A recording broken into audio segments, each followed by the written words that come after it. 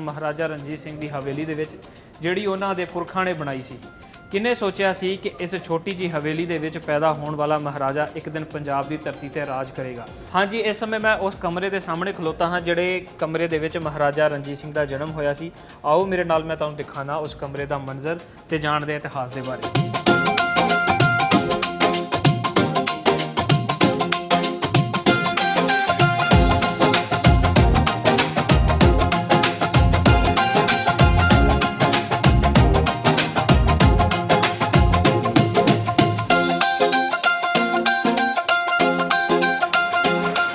महाराजा रणजीत सिंह जी का जन्म 2 नवंबर 1780 विच सांधावालिया जट सिख परिवार विच माहा सिंह के घर माता राज कौर की कुखों गुजरांवाला की धरती ते होया।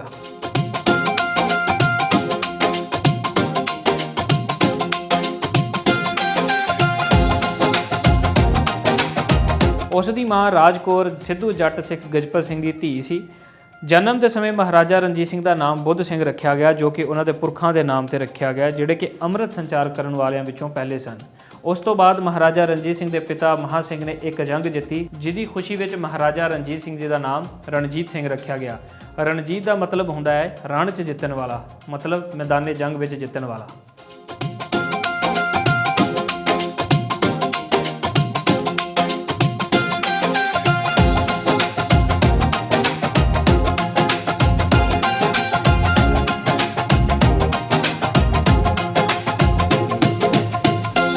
इतिहासकार लिखते हैं कि माता राज कौर के जन्म समय उन्होंने पिता गजपत सिंह ने उन्होंने मारन का यतन किया, क्योंकि उस समय जंगां हुंदियां सी ते जंगां विच बीबियां दीयां इज़्ज़तां नूं लुटिया जांदा सी। उन्हां दे पिता नहीं सी चाहते कि उन्हां दी इज़्ज़त दे उत्ते आंच आवे, इस करके उन्होंने एक कठिन फैसला लिया कि वह अपनी धी नूं मार देन। उन्होंने अफीम खवा के अपनी धी नूं एक घड़े च बंद करके जमीन के हेठां नप दिता, क्योंकि जो बच्चे नूं अफीम खवाई जाती है तो उहदे नाल बच्चा गहरी नींद च चल जाता है ਅਤੇ ਉਹਨੂੰ ਭੁੱਖ ਦਾ ਅਹਿਸਾਸ ਮਹਿਸੂਸ ਨਹੀਂ ਹੁੰਦਾ ਤੇ ਭੁੱਖ ਦੇ ਕਾਰਨ ਉਹਦੀ ਮੌਤ ਹੋ ਜਾਂਦੀ ਹੈ। ਪਰ ਕੁਝ ਸਮੇਂ ਬਾਅਦ ਉਹਨਾਂ ਦੇ ਪਿਤਾ ਨੂੰ ਅਹਿਸਾਸ ਹੋਇਆ, ਆਪਣੀ ਧੀ ਦੇ ਵਾਸਤੇ ਪ੍ਰੇਮ ਪਿਆਰ ਜਾਗਿਆ ਅਤੇ ਉਹਨਾਂ ਨੇ ਜਾ ਕੇ ਉਹ ਕੜਾ ਪਟਿਆ ਤੇ ਉਹਨਾਂ ਵਿੱਚ ਹਜੇ ਵੀ ਬੱਚੇ ਦੀਆਂ ਸਾਂਸਾਂ ਚੱਲਦੀਆਂ ਸਨ। ਬੱਚੇ ਦੀਆਂ ਸਾਂਸਾਂ ਚੱਲਦੀਆਂ ਸਨ ਤੇ ਕੌਣ ਜਾਣਦਾ ਸੀ ਕਿ ਇਹੀ ਬੱਚੀ ਵੱਡੀ ਹੋ ਕੇ ਸ਼ੇਰੇ ਪੰਜਾਬ ਮਹਾਰਾਜਾ ਰਣਜੀਤ ਸਿੰਘ ਦੀ ਮਾਂ ਬਣੇਗੀ, ਜਿਹੜਾ ਕਿ ਪੂਰੇ ਪੰਜਾਬ ਦਾ ਹਾਕਮ ਹੋਏਗਾ।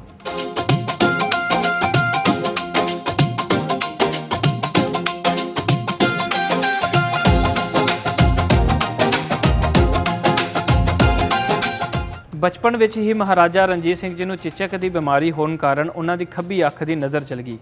ਉਹਨਾਂ ਦਾ ਕੱਦ ਛੋਟਾ ਸੀ ਔਰ ਦੇਖਣ ਵਿੱਚ ਵੀ ਕੁਝ ਖਾਸ ਸੁੰਦਰ ਨਹੀਂ ਸਨ ਅਤੇ ਉਹਨਾਂ ਨੂੰ ਗੁਰਮੁਖੀ ਅੱਖਰਾਂ ਤੋਂ ਇਲਾਵਾ ਹੋਰ ਕੁਝ ਵੀ ਪੜ੍ਹਨਾ ਤੇ ਲਿਖਣਾ ਨਹੀਂ ਸੀ ਆਉਂਦਾ। ਪਰ ਘਰ ਦੇ ਵਿੱਚ ਹੀ ਉਹਨਾਂ ਨੂੰ ਘੋੜਸਵਾਰੀ, ਬੰਦੂਕ ਚਲਾਉਣਾ ਤੇ ਹੋਰ ਜੰਗੀ ਕਲਾਵਾਂ ਦੀ ਸਿਖਲਾਈ ਮਿਲੀ। 12 ਸਾਲ ਦੀ ਉਮਰ ਦੇ ਵਿੱਚ ਮਹਾਰਾਜਾ ਰਣਜੀਤ ਸਿੰਘ ਦੇ ਪਿਤਾ ਦੀ ਮੌਤ ਤੋਂ ਬਾਅਦ ਸੁਖਰ ਚੱਕੀਆ ਮਿਸਲ ਦੀ ਜ਼ਿੰਮੇਵਾਰੀ ਮਹਾਰਾਜਾ ਰਣਜੀਤ ਸਿੰਘ ਦੇ ਹਿੱਸੇ ਆਈ ਅਤੇ ਉਹਨਾਂ ਦੀ ਮਾਤਾ ਰਾਜ ਕੌਰ ਨੇ ਉਹਨਾਂ ਦੀ ਪਰਵਰਿਸ਼ ਕੀਤੀ। ਲਖਪਤ ਰਾਏ ਵੀ ਉਹਨਾਂ ਦੀ ਜਾਇਦਾਦ ਸੰਭਾਲਣ ਦੇ ਵਿੱਚ ਮਦਦ ਕਰਦੇ ਸਨ। 13 ਸਾਲ ਦੀ ਉਮਰ ਦੇ ਵਿੱਚ ਹਸ਼ਮਤ ਖਾਨ ਵੱਲੋਂ ਮਹਾਰਾਜਾ ਰਣਜੀਤ ਸਿੰਘ ਨੂੰ ਮਾਰਨ ਦਾ ਯਤਨ ਕੀਤਾ ਗਿਆ, ਪਰ ਮਹਾਰਾਜਾ ਰਣਜੀਤ ਸਿੰਘ ਨੇ ਉਹਨਾਂ ਨੂੰ ਮਾਰ ਕੇ ਉਹਨਾਂ ਦੀ ਕੋਸ਼ਿਸ਼ ਨਾਕਾਮ ਕਰ ਦਿੱਤੀ। 18 ਸਾਲ ਦੀ ਉਮਰ ਦੇ ਵਿੱਚ ਉਹਨਾਂ ਦੇ ਮਾਤਾ ਜੀ ਦੀ ਮੌਤ ਹੋ ਗਈ ਅਤੇ ਲਖਪਤ ਰਾਏ ਦੀ ਵੀ ਹੱਤਿਆ ਕਰ ਦਿੱਤੀ ਗਈ। ਇਸ ਤੋਂ ਬਾਅਦ ਮਹਾਰਾਜਾ ਰਣਜੀਤ ਸਿੰਘ ਨੂੰ ਉਹਨਾਂ ਦੇ ਪਹਿਲੇ ਵਿਆਹ ਤੋਂ ਸੱਸ ਵੱਲੋਂ ਮਦਦ ਮਿਲਦੀ ਰਹੀ।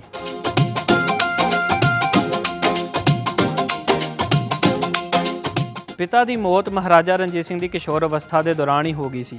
ਉਸ ਤੋਂ ਬਾਅਦ ਮਹਾਰਾਜਾ ਰਣਜੀਤ ਸਿੰਘ ਮਿਸਲ ਦੇ ਨੇਤਾ ਬਣੇ। ਇਹ ਉਹ ਵੇਲਾ ਸੀ ਜਦੋਂ ਦੁਰਾਨੀ ਪਰਿਵਾਰ ਦੇ ਵਾਰਿਸ ਸ਼ਾਹ ਜਮਾਨ ਲਾਹੌਰ ਦੇ ਉੱਤੇ ਹਮਲਾ ਕਰ ਰਹੇ ਸਨ।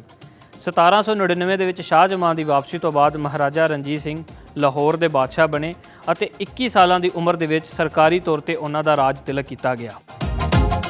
ਉਸ ਦੇ ਉਭਾਰ ਤੋਂ ਪਹਿਲਾਂ ਪੰਜਾਬ ਕਈ ਲੜਾਕੂ ਸਿੱਖ, ਮੁਸਲਮਾਨ ਅਤੇ ਹਿੰਦੂ ਰਿਆਸਤਾਂ ਵਿੱਚ ਵੰਡਿਆ ਹੋਇਆ ਸੀ। ਪੰਜਾਬ ਦਾ ਵੱਡਾ ਹਿੱਸਾ ਸਿੱਧੇ ਤੌਰ ਤੇ ਦੁਰਾਨੀ ਹਕੂਮਤ ਦੇ ਅਧੀਨ ਸੀ। 1813 ਤੱਕ ਰਣਜੀਤ ਸਿੰਘ ਨੇ ਸਿੱਖ ਮਿਸਲਾਂ ਨੂੰ ਆਪਣੇ ਅਧੀਨ ਕਰ ਲਿਆ ਅਤੇ ਸਥਾਨਕ ਰਿਆਸਤਾਂ ਤੇ ਕਬਜ਼ਾ ਕਰ ਲਿਆ। ਅਗਲੇ ਦਹਾਕਿਆਂ ਵਿੱਚ ਉਸਨੇ ਮੁਲਤਾਨ, ਕਸ਼ਮੀਰ ਅਤੇ ਪਿਸ਼ਾਵਰ ਵਰਗੇ ਦੁਰਾਨੀ ਅਫਗਾਨ ਸ਼ਾਸਿਤ ਇਲਾਕਿਆਂ ਨੂੰ ਆਪਣੇ ਵੱਧਦੇ ਸਿੱਖ ਸਮਰਾਜ ਵਿੱਚ ਸ਼ਾਮਲ ਕਰ ਲਿਆ। ਰਣਜੀਤ ਸਿੰਘ ਨੇ ਬ੍ਰਿਟਿਸ਼ਾਂ ਨਾਲ ਵੀ ਮਿੱਤਰਤਾ ਭਰੇ ਸੰਬੰਧ ਸਥਾਪਿਤ ਕੀਤੇ।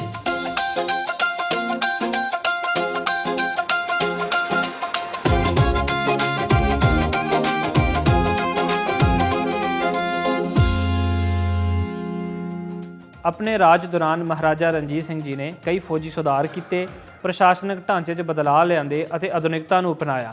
ਉਹਨਾਂ ਦੀ ਖਾਲਸਾ ਫੌਜ ਅਤੇ ਸਰਕਾਰ ਵਿੱਚ ਹਿੰਦੂ, ਸਿੱਖ, ਮੁਸਲਮਾਨ ਅਤੇ ਯੂਰਪੀ ਲੋਕ ਸ਼ਾਮਲ ਸਨ।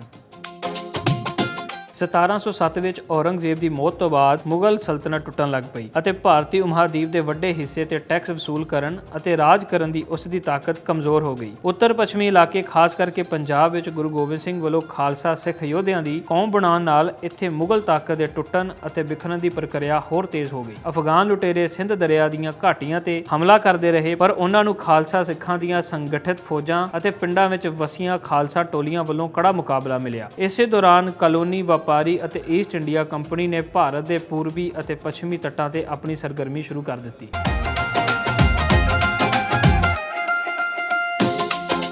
18ਵੀਂ ਸਦੀ ਦੇ ਦੂਜੇ ਅੱਧ ਤੱਕ ਉੱਤਰ ਪੱਛਮੀ ਇਲਾਕਾ, ਜੋ ਕਿ ਅੱਜ ਦਾ ਪਾਕਿਸਤਾਨ ਹੈ, 14 ਛੋਟੀਆਂ ਲੜਾਕੂ ਰਿਆਸਤਾਂ ਵਿੱਚ ਵੰਡਿਆ ਹੋਇਆ ਸੀ। ਇਨ੍ਹਾਂ ਵਿੱਚੋਂ 12 ਸਿੱਖ ਮਿਸਲਾਂ ਸਨ, ਇੱਕ ਇਲਾਕਾ ਮੁਸਲਮਾਨਾਂ ਦੇ ਅਧੀਨ ਤੇ ਦੱਖਣ ਪੂਰਬੀ ਇਲਾਕਾ ਜਾਰਜ ਥਾਮਸ ਦੇ ਅਧੀਨ ਸੀ। ਸਾਰਾ ਇਲਾਕਾ 5 ਦਰਿਆਵਾਂ ਜੇਹਲਮ, ਚਨਾਬ, ਰਾਵੀ, ਸਤਲੁਜ, ਬਿਆਸ ਦੀ ਉਪਜਾਊ ਘਾਟੀਆਂ ਤੇ ਮੂਲ ਧਾਰਤ ਸੀ। ਸਾਰੀਆਂ ਸਿੱਖ ਮਿਸਲਾਂ ਖਾਲਸਾ ਭਾਈਚਾਰੇ ਦੇ ਅਧੀਨ ਸੀ, ਪਰ ਆਪਸ ਦੇ ਵਿੱਚ ਆਮਦਨ ਦੀ ਵੰਡ ਕਰਕੇ ਲੜਦੀਆਂ ਰਹਿੰਦੀਆਂ ਸਨ। ਪਰ ਜਦੋਂ ਵੀ ਅਫਗਾਨ ਦੇ ਹਮਲਾਵਰ ਹਮਲਾ ਕਰਨ ਆਉਂਦੇ ਸਨ ਤੇ ਉਹਨਾਂ ਨੂੰ ਮੂੰਹ ਤੋੜ ਜਵਾਬ ਦਿੰਦੀਆਂ ਸਨ। 1797 ਵਿੱਚ 17 ਸਾਲ ਦੀ ਉਮਰ ਦੇ ਵਿੱਚ ਮਹਾਰਾਜਾ ਰਣਜੀਤ ਸਿੰਘ ਦੀ ਸ਼ੋਹਰਤ ਉਸ ਸਮੇਂ ਵਧੀ ਜਦੋਂ ਦੁਰਾਨੀ ਪਰਿਵਾਰ ਦੇ ਸ਼ਾਹ ਜ਼ਮਾਨ ਨੇ 12,000 ਦੀਆਂ ਫੌਜਾਂ ਨੂੰ ਲਾਹੌਰ ਤੇ ਕਬਜ਼ਾ ਕਰਨ ਲਈ ਭੇਜਿਆ। ਮਹਾਰਾਜਾ ਰਣਜੀਤ ਸਿੰਘ ਨੇ ਇਹਨਾਂ ਨਾਲ ਸਿੱਧੀ ਟੱਕਰ ਲਈ ਅਤੇ ਫੌਜੀ ਕਾਬਲੀਅਤ ਕਰਕੇ ਇਸ ਜੰਗ ਨੂੰ ਜਿੱਤ ਲਿਆ। 1798 ਵਿੱਚ ਅੰਮ੍ਰਿਤਸਰ ਦੀ ਮਿਲੀ ਹੋਈ ਜਿੱਤ ਦੇ ਵਿੱਚ ਉਹ ਸ਼ੋਹਰਤ ਹੋਰ ਵੀ ਵੱਧ ਗਈ। 1798 ਵਿੱਚ ਜਦੋਂ ਸ਼ਾਹ ਜ਼ਮਾਨ ਦੀ ਫੌਜ ਲਾਹੌਰ ਤੇ ਕਬਜ਼ਾ ਕਰਨ ਵਾਸਤੇ ਆਈ ਤੇ ਮਹਾਰਾਜਾ ਰਣਜੀਤ ਸਿੰਘ ਨੇ ਉਹਨਾਂ ਦਾ ਸਿੱਧਾ ਮੁਕਾਬਲਾ ਨਾ ਕਰਦਿਆਂ ਹੋਇਆਂ ਉਹਨਾਂ ਨੂੰ ਲਾਹੌਰ ਵਿੱਚ ਦਾਖਲ ਹੋਣ ਦਿੱਤਾ। ਇਸ ਤੋਂ ਬਾਅਦ ਮਹਾਰਾਜਾ ਰਣਜੀਤ ਸਿੰਘ ਨੇ ਉਹਨਾਂ ਨੂੰ ਚਾਰੇ ਪਾਸਿਓਂ ਘੇਰਾ ਪਾ ਲਿਆ ਅਤੇ ਰਸਦ ਦੇ ਸਾਰੇ ਰਸਤੇ ਬੰਦ ਕਰ ਦਿੱਤੇ। ਇਸ ਕਰਕੇ ਅਫਗਾਨ ਫੌਜਾਂ ਦਾ ਜ਼ੋਰ ਟੁੱਟ ਗਿਆ ਅਤੇ ਉਹਨਾਂ ਨੂੰ ਵਾਪਸ ਜਾਣਾ ਪਿਆ। 1801 ਦੇ ਵਿੱਚ ਜਦੋਂ ਮਹਾਰਾਜਾ ਰਣਜੀਤ ਸਿੰਘ ਨੇ ਆਪਣੇ ਆਪ ਨੂੰ ਪੰਜਾਬ ਦਾ ਰਾਜਾ ਘੋਸ਼ਿਤ ਕੀਤਾ ਤੇ ਉਹਨਾਂ ਦੀ ਰਾਜ ਤਿਲਕ ਦੀ ਰਸਮ ਕੀਤੀ ਗਈ। ਉਸ ਦਿਨ ਮਹਾਰਾਜਾ ਰਣਜੀਤ ਸਿੰਘ ਦੇ ਰਾਜ ਦੇ ਵਿੱਚ ਮੌਜੂਦ ਸਾਰੇ ਮਸਜਿਦਾਂ, ਮੰਦਰਾਂ ਤੇ ਗੁਰਦੁਆਰਿਆਂ ਵਿੱਚ ਉਹਨਾਂ ਦੀ ਲੰਮੀ ਆਯੂ ਦੀ ਦੁਆ ਕੀਤੀ ਗਈ। ਰਣਜੀਤ ਸਿੰਘ ਨੇ ਆਪਣੇ ਰਾਜ ਨੂੰ ਸਰਕਾਰੇ ਖਾਲਸਾ ਅਤੇ ਦਰਬਾਰ ਨੂੰ ਦਰਬਾਰੇ ਖਾਲਸਾ ਕਿਹਾ ਅਤੇ ਉਸਨੇ ਗੁਰੂ ਨਾਨਕ ਦੇ ਨਾਮ ਤੇ ਨਾਨਕਸ਼ਾਹੀ ਸਿੱਕਾ ਚਲਾਉਣ ਦਾ ਵੀ ਹੁਕਮ ਦਿੱਤਾ। 1799 ਵਿੱਚ ਮਹਾਰਾਜਾ ਰਣਜੀਤ ਸਿੰਘ ਦਾ ਪਹਿਲਾ ਵਿਆਹ ਮਹਿਤਾਬ ਕੌਰ ਨਾਲ ਕੀਤਾ ਗਿਆ ਅਤੇ 1796 ਵਿੱਚ ਉਹਨਾਂ ਦਾ ਮਕਲਾਵਾ ਹੋਇਆ। ਮਹਿਤਾਬ ਕੌਰ ਕਨਈਆ ਮਿਸਲ ਦੇ ਗੁਰਬਖਸ਼ ਸਿੰਘ ਕਨਈਆ ਦੀ ਧੀ ਅਤੇ ਸਦਾ ਕੌਰ ਦੀ ਧੀ ਸੀ।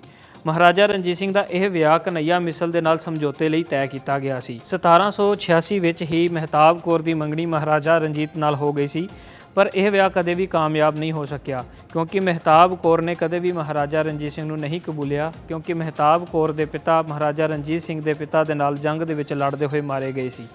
ਮਹਿਤਾਬ ਕੌਰ ਜ਼ਿਆਦਾਤਰ ਆਪਣੇ ਮਾਪਿਆਂ ਦੇ ਘਰ ਹੀ ਰਹਿੰਦੀ ਸੀ।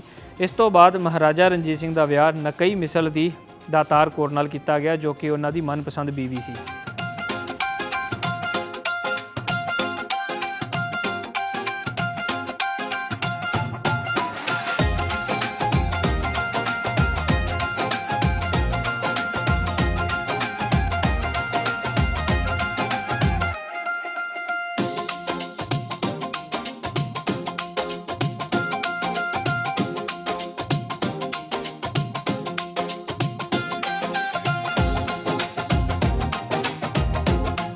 ਜਿੰਦ ਕੌਰ ਰਣਜੀਤ ਸਿੰਘ ਦੀ ਆਖਰੀ ਪਤਨੀ ਸੀ। ਉਸ ਦੇ ਪਿਤਾ ਮੰਨਾ ਸਿੰਘ ਔਲਖ ਨੇ ਉਸ ਦੇ ਗੁਣਾਂ ਦੀ ਬਹੁਤ ਤਾਰੀਫ ਰਣਜੀਤ ਸਿੰਘ ਅੱਗੇ ਕੀਤੀ ਕਿਉਂਕਿ ਮਹਾਰਾਜਾ ਆਪਣੇ ਇਕੱਲੇ ਵਾਰਿਸ ਖੜਕ ਸਿੰਘ ਦੀ ਕਮਜ਼ੋਰ ਸਿਹਤ ਨੂੰ ਲੈ ਕੇ ਚਿੰਤਤ ਸੀ। 1835 ਵਿੱਚ ਮਹਾਰਾਜਾ ਨੇ ਤੀਰ ਅਤੇ ਤਲਵਾਰ ਭੇਜ ਕੇ ਉਸ ਨਾਲ ਵਿਆਹ ਕੀਤਾ। 6 ਸਤੰਬਰ 1838 ਨੂੰ ਉਸ ਨੇ ਦਲੀਪ ਸਿੰਘ ਨੂੰ ਜਨਮ ਦਿੱਤਾ, ਜੋ ਸਿੱਖ ਸਲਤਨਤ ਦਾ ਆਖਰੀ ਮਹਾਰਾਜਾ ਬਣਿਆ। ਰਣਜੀਤ ਸਿੰਘ ਦੀਆਂ ਕਿੰਨੀਆਂ ਧੀਆਂ ਸਨ, ਇਸ ਬਾਰੇ ਪੱਕੀ ਜਾਣਕਾਰੀ ਨਹੀਂ ਮਿਲਦੀ। ਇਕੱਲਾ ਹਵਾਲਾ ਦਲੀਪ ਸਿੰਘ ਦੀ ਹੱਥ ਨਾਲ ਲਿਖੀ ਡਾਇਰੀ ਵਿੱਚ ਮਿਲਦਾ ਹੈ, ਜਿਸ ਵਿੱਚ ਦਰਜ ਹੈ ਕਿ ਉਸ ਦੇ ਪਿਤਾ ਦੀਆਂ 4 ਧੀਆਂ ਸਨ। ਉਹਨਾਂ ਦੇ ਨਾਮ ਨਹੀਂ ਲਿਖੇ ਗਏ। ਡਾਕਟਰ ਪ੍ਰੇ ਅਟਵਾਲ ਦੇ ਅਨੁਸਾਰ ਸੰਭਵ ਹੈ ਕਿ ਇਹ ਧੀਆਂ ਗੋਦ ਲਈਆਂ ਵੀ ਹੋ ਸਕਦੀਆਂ ਹਨ, ਕਿਉਂਕਿ ਉਸ ਸਮੇਂ ਰਾਜ ਘਰਾਣਿਆਂ ਵਿੱਚ ਬੱਚੇ ਗੋਦ ਵੀ ਲਏ ਜਾਂਦੇ ਸਨ। 27 ਜੂਨ 1839 ਨੂੰ ਮਹਾਰਾਜਾ ਦੀ ਨੀਂਦ ਵਿੱਚ ਹੀ ਮੌਤ ਹੋ ਜਾਂਦੀ ਹੈ। ਉਸ ਦੀਆਂ 4 ਹਿੰਦੂ ਪਤਨੀਆਂ ਮਹਿਤਾਬ ਦੇਵੀ, ਰਾਣੀ ਹਰ ਦੇਵੀ, ਰਾਣੀ ਰਾਜ ਦੇਵੀ ਅਤੇ ਰਾਣੀ ਰਾਜਨੋ ਕੰਵਰ ਅਤੇ 7 ਹਿੰਦੂ ਪਤਨੀਆਂ ਨੇ ਭਗਤੀ ਦੇ ਨਿਸ਼ਾਨ ਵਜੋਂ ਆਪਣੀ ਮਰਜ਼ੀ ਨਾਲ ਉਸ ਦੀ ਚਿਤਾ ਤੇ ਚੜ੍ਹ ਕੇ ਸਤੀ ਪ੍ਰਥਾ ਅਪਣਾਈ। ਰਣਜੀਤ ਸਿੰਘ ਨੂੰ ਸਿੱਖਾਂ ਨੂੰ ਇਕੱਠਾ ਕਰਨ ਅਤੇ ਖੁਸ਼ਹਾਲ ਸਿੱਖ ਸਾਮਰਾਜ ਦੀ ਨੀਂਹ ਰੱਖਣ ਲਈ ਯਾਦ ਕੀਤਾ ਜਾਂਦਾ ਹੈ। ਉਸ ਨੇ ਆਪਣੀ ਫਤਹਾਂ ਅਤੇ ਮਜ਼ਬੂਤ ਅਨੁਸ਼ਾਸਿਤ ਖਾਲਸਾ ਫੌਜ ਤਿਆਰ ਕਰਨ ਲਈ ਵੀ ਪ੍ਰਸਿੱਧੀ ਹਾਸਲ ਕੀਤੀ। ਉਸ ਨੇ ਬਹੁਤ ਧਨ ਇਕੱਠਾ ਕੀਤਾ, ਜਿਸ ਵਿੱਚ ਅਫਗਾਨਿਸਤਾਨ ਦੇ ਸ਼ਾਹ ਸ਼ੁਜਾ ਦੁਰਾਨੀ ਤੋਂ ਮਿਲਿਆ ਕੋਹ-ਏ-ਨੂਰ ਹੀਰਾ ਵੀ ਸ਼ਾਮਲ ਹੈ।